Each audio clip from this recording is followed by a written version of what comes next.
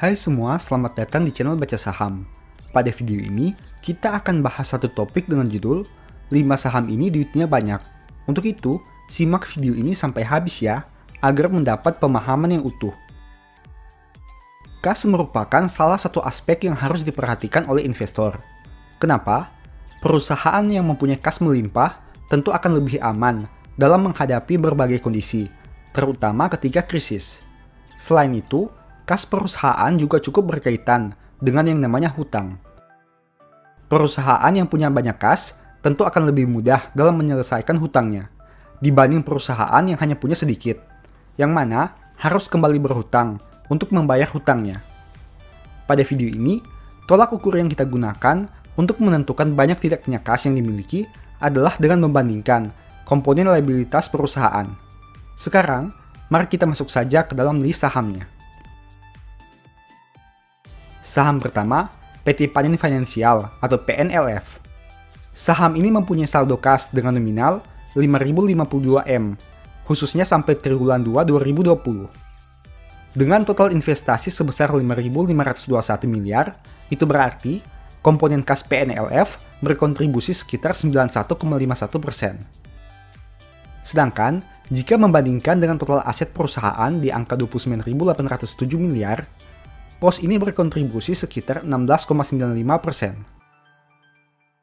Jika dibanding dengan total aset perusahaan, kondisi kas PNLF mencakup kurang dari 20%. Sekarang, mari kita bandingkan dengan total liabilitas perusahaan. Jika membandingkan dengan jumlah liabilitas kontrak asuransi sebanyak 3.218 miliar, saldo kas PNLF lebih besar 1,56 kali lipat. Sedangkan, jika membandingkan dengan total hutangnya di angka 3.935 miliar, saldo kas perusahaan lebih besar 1,28 kali. Poin ini menjelaskan kepada kita bahwa dengan saldo kas yang dimiliki, PNLF mampu membayar lunas semua hutangnya, baik hutang kontrak asuransi maupun total liabilitasnya. Bahkan, apabila semua hutang dilunasi, perusahaan masih mempunyai sisa kas sebanyak 1.117 miliar. Angka yang masih cukup besar untuk menopang operasional usaha perusahaan finansial ini. Saham kedua, PT Ultra Jaya atau ULTJ. Saham ini mempunyai saldo kas dengan nominal 1.880 miliar, khususnya sampai triwulan 2 2020. Dengan total aset lancar sebanyak 3.950 miliar, itu artinya komponen kas ULTJ berkontribusi sekitar 47,59%.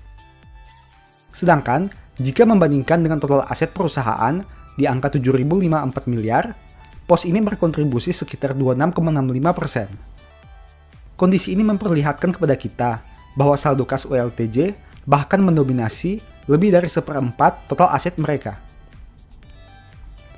Sekarang, mari kita bandingkan dengan total liabilitas perusahaan. Jika membandingkan dengan total hutang jangka pendek sebanyak 746 miliar, saldo kas ULTJ lebih besar 2,52 kali. Sedangkan, jika membandingkan dengan total hutangnya di angka 849 miliar, saldo kas perusahaan lebih besar 2,21 kali. Poin ini menjelaskan kepada kita bahwa dengan saldo kas yang dimiliki, ULTJ mampu membayar lunas semua hutangnya, baik jangka pendek maupun jangka panjang.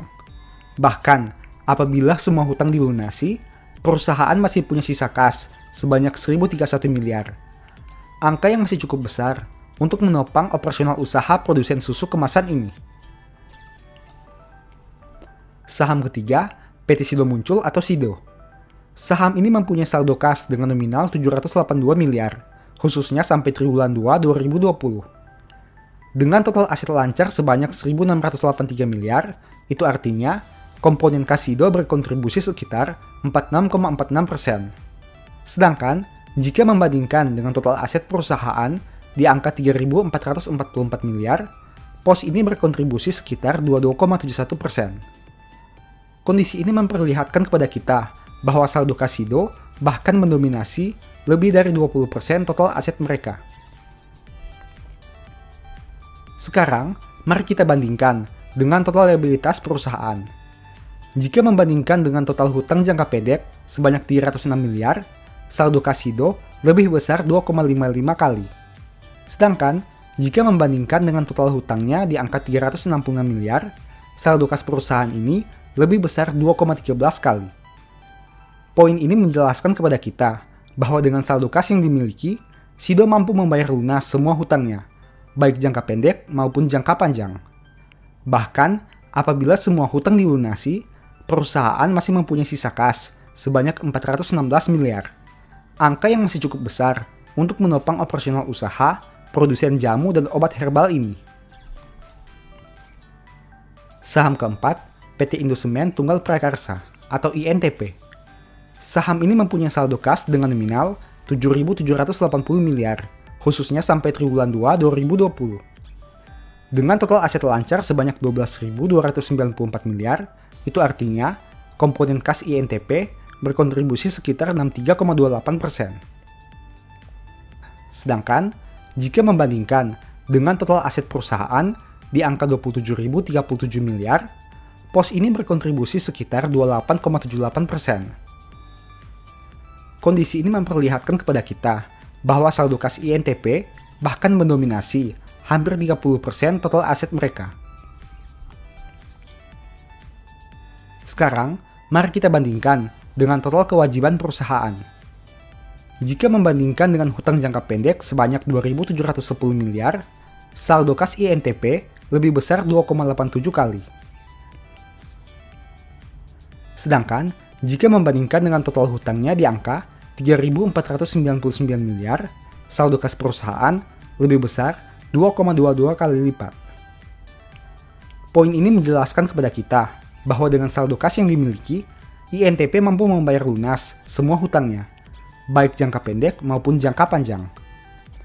Bahkan, apabila semua hutang dilunasi, perusahaan masih mempunyai sisa kas sebanyak 4.281 miliar. Angka yang masih cukup besar untuk menopang operasional usaha perusahaan ini. Saham kelima, PT Harum Energi atau Harum. Saham ini mempunyai saldo kas dengan nominal 236 juta dolar, khususnya sampai triwulan 2 2020. Dengan total aset lancar sebanyak 288 juta dolar, itu artinya komponen kas Harum berkontribusi sekitar 81,94%. Sedangkan, jika membandingkan dengan total aset perusahaan di angka 466 juta dolar, pos ini berkontribusi sekitar 50,64%. Kondisi ini memperlihatkan kepada kita bahwa saldo kas Harum bahkan mendominasi lebih dari 50% total aset mereka. Sekarang, mari kita bandingkan dengan total kewajiban perusahaan. Jika membandingkan dengan total hutang jangka pendek sebanyak 30,40 juta dolar, saldo kas Harum lebih besar 7,76 kali lipat. Dan, jika membandingkan dengan total hutangnya di angka 46,79 juta dolar, saldo kas perusahaan lebih besar 5,04 kali. Poin ini menjelaskan kepada kita bahwa dengan saldo kas yang dimiliki, Harum mampu membayar lunas semua hutangnya, baik jangka pendek maupun jangka panjang. Bahkan, apabila semua hutang dilunasi, perusahaan masih mempunyai sisa kas sebanyak 189,21 juta dolar. Angka yang masih cukup besar untuk menopang operasional usaha perusahaan pertambangan ini. Demikianlah beberapa saham yang mempunyai saldo kas cukup besar, khususnya sampai triwulan 2 2020. Semoga kamu mendapat informasi baru dengan video ini. Anyway, sebenarnya, kas yang menumpuk juga tidak terlalu baik. Ada pendapat lain yang mengatakan seperti itu, karena kas dianggap sebagai aset tidak produktif. Perusahaan menjadi kurang optimal, karena mereka tidak bisa memutar kasnya untuk menghasilkan net income. Nah, kalau menurut kamu, kas yang banyak itu baik atau tidak bagi perusahaan? Tulis di kolom komen ya. Sebagai penutup, saya mau mengutip satu statement yang semoga bisa menjadi semangat bagi teman-teman ya. Didiklah anakmu, maka ia akan memberikan ketentraman kepadamu dan mendatangkan sukacita kepadamu. Thank you.